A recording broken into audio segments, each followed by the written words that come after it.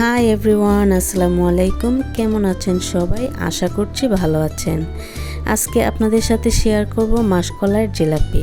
খেতে কিন্তু খুবই ভালো লাগে আর এটা একদমই অন্যরকম।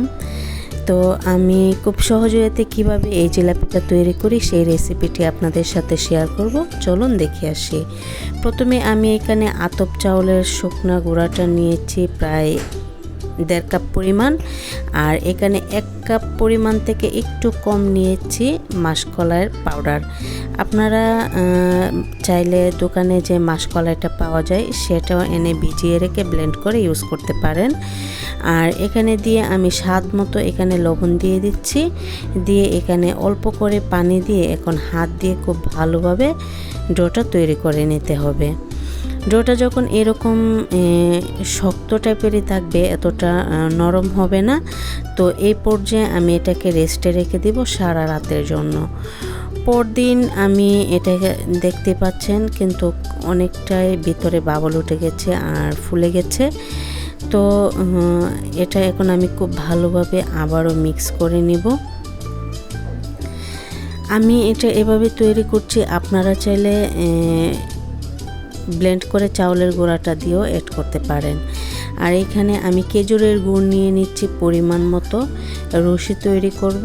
আর আপনারা চাইলে কিন্তু ওই যে কোনো গুড় দিয়ে বা চিনি দিয়েও তৈরি করতে পারেন। তো এখানে আমার গুড়টা খুবই ঘন ছিল, তো সেই জন্য আমি এখানে পরিমাণ মতো পানি দিয়ে দিচ্ছি আর একটু তেজপাতা আর একটা এলাচ দিয়ে দিচ্ছি ফ্লেভারের জন্য। দিয়ে এখন খুব ভালোভাবে এটাকে বলক উঠিয়ে নিব। আর খুব ভালোভাবে যখন এটা ফুটে উঠবে তো তখন কিন্তু আমি চুলাটা অফ করে দেব।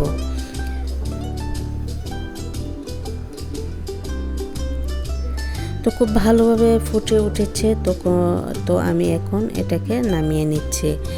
আবারও আমি এখন চলে যাচ্ছি মূল রান্নায়। এখানে আমি দিয়ে দিচ্ছি পরিমাণ মতো তেলের পরিমাণটা অবশ্যই বাড়িয়ে দিতে হবে।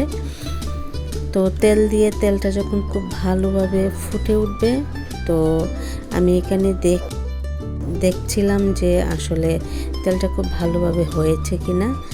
তো নিচ থেকে কিন্তু ফুটে উঠছে প্রায়, দেখতে পাচ্ছেন। তো এ পর্যায়ে আমি একটা নজলের মতো ব্যাগের ভিতর দিয়ে ঘুরিয়ে পেঁচিয়ে দিয়ে দিচ্ছি। এটা আপনারা চাইলে কিন্তু যে কেকের যে পাইপেন ব্যাগগুলো পাওয়া যায় সেগুলো দিয়েও করতে পারেন ইজিলিভাবে।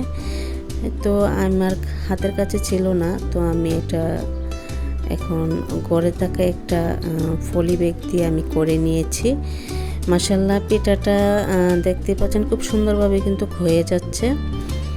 তো আমি এভাবে করে কিন্তু সবগুলো পিঠা দিয়ে দিব। আর এই জিলাপিটা খেতে কিন্তু খুবই ভালো লাগে। আপনারা যদি মাসকলাইয়ের জিলাপি কেউ না খেয়ে থাকেন তাহলে এভাবে ফলো করতে পারেন। আসলে এটা আমার মায়ের হাতের রেসিপি। আমার মা সবসময় এভাবে এই জিলাপিটা বানাতো, খেতে কিন্তু খুবই ভালো লাগে, অন্যরকম একটা টেস্ট। তো নিচের দিক দিয়ে যখন এটা হয়ে যাবে তো আমি একটা টুথপিকের সাহায্যে এটা উল্টিয়ে দিচ্ছি। এই পর্যায়ে কিন্তু আমি চাটনি ইউজ করছি না, যেহেতু উপরের দিকটা নরম আছে, তো সেক্ষেত্রে খোঁচা লেগে ভেঙে যেতে পারে। তো টুথপিক দিয়ে আমি উল্টিয়ে যখন এরকম ব্রাউন কালার হয়ে যাবে, চাইলে আপনারা আরেকটু ব্রাউন কালার করে নিতে পারেন, তবে আমার কাছে এরকমটাই মনে হয়েছে যে পারফেক্ট আছে। তো আমি এখন তুলে যে শিরাটা করে রেখেছিলাম সেটার মধ্যে দিয়ে দিচ্ছি। দেওয়ার সাথে সাথে কিন্তু রসে একদম টইটুম্বর হয়ে গেছে। তো আমি আবার এখান থেকে শিরা থেকে কিন্তু জিলাপিগুলো তুলে নিচ্ছিলাম। বেশিক্ষণ রাখা যাবে না, তাহলে কিন্তু একদমই মিষ্টি হয়ে যাবে। তো আমি সাথে সাথে আবার শিরা থেকে জিলাপিগুলো তুলে নিচ্ছি। তো এভাবে করে কিন্তু আমি সবগুলো পিঠাই বানিয়ে নিব। তো আমি দ্বিতীয়বারের মতো আমি আবারও দিয়ে দিচ্ছি, দিয়ে আমি সেম ওয়েতে আমি সবগুলো পিঠা বানিয়ে নিব।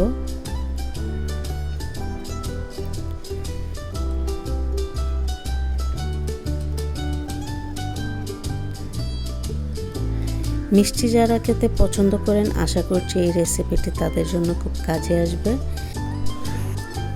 আর যারা জিলাপি বানাতে পারেন না তারা অবশ্যই আমার রেসিপিটি ফলো করে বানাবেন। আশা করছি আপনাদের কাজে আসবে। খুব সহজ ওয়েতে আমি দেখিয়ে দিলাম যে কিভাবে এই মাসকলাই দিয়ে এত মজা করে জিলাপি তৈরি করতে হয়। মাশাআল্লাহ, খেতে কিন্তু এই জিলাপিটা খুবই ভালো লাগে।